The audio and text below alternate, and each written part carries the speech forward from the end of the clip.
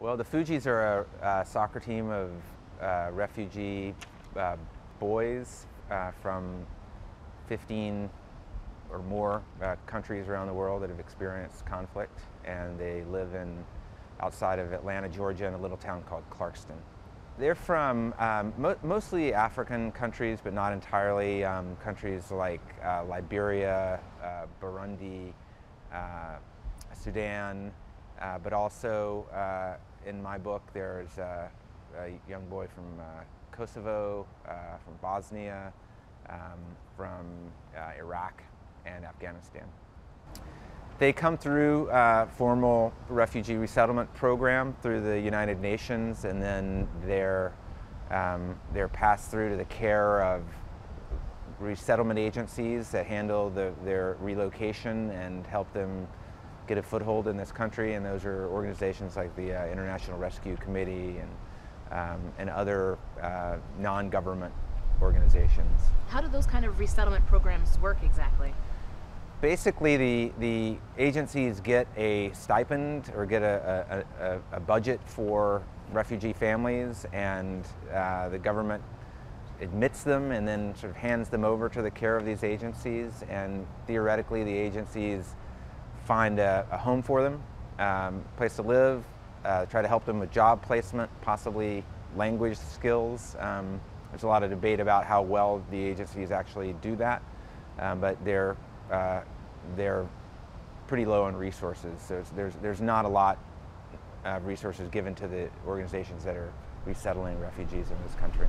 So tell me a little bit about the town of Clarkston, Georgia. How was that town picked? Well, Clarkston is a fascinating little town. It's a little town. It's on a little over a square mile. It's almost a perfect circle, the town line, and it was basically a little suburban town outpost of Atlanta with a lot of middle-class families, and there are train tracks that roll right through, train rolls right through town the way it did back at the turn of the 19th and 20th centuries. And in the late 80s and early 90s, resettlement agencies began to place refugees in Clarkston for three reasons, really. The first was because Clarkston had cheap housing. There were a lot of apartment complexes that were sort of run down and had some available apartments. It's on the public transportation grid, which is important because refugee families don't have cars and or the money to buy cars. And then finally it was close to Atlanta, which for a long time was a big growing, booming economy that could theoretically give these folks hope of employment. The process of resettlement for refugees is incredibly difficult, incredibly traumatic. They're fleeing lives of violence. They're placed in a little town most of them have never heard of, and they don't know the language, they don't know the culture. They're given 90 days of government assistance, and it's very, very difficult. I think it's especially difficult for the young people, because they sense that they go to the public schools, they sense that they're different, and they know they're sort of outsiders in this mainstream culture. They try to adapt, start to dress like American kids, they learn English, they start listening to American music, and then they go home and their parents say, what are you doing? We don't dress like that, we don't talk like that, you need to respect where we came from.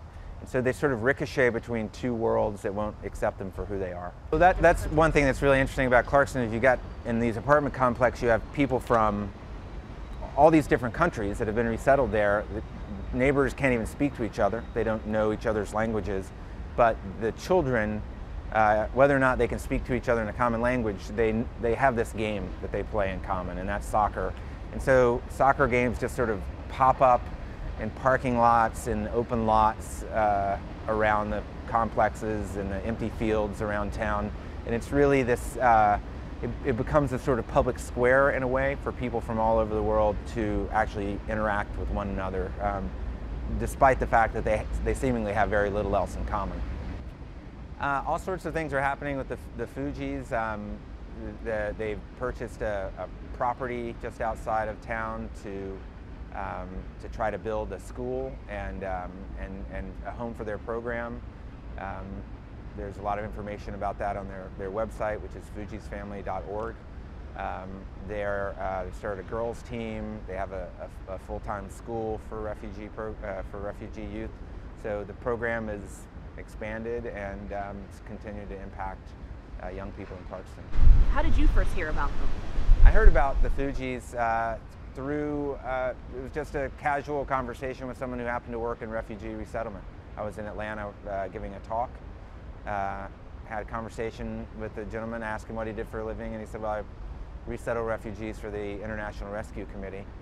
And I think as a Southerner, someone who grew up in Alabama, I was immediately curious how that was going. How's it work to take people from 70 plus countries and put them in a small, relatively small southern town?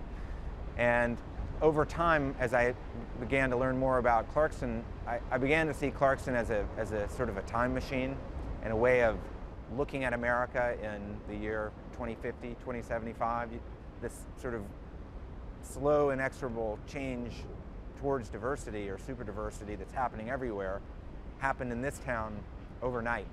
So my thought was maybe by going and understanding what worked in this community, what challenges they faced, we'd get a better sense of what's coming for the rest of us.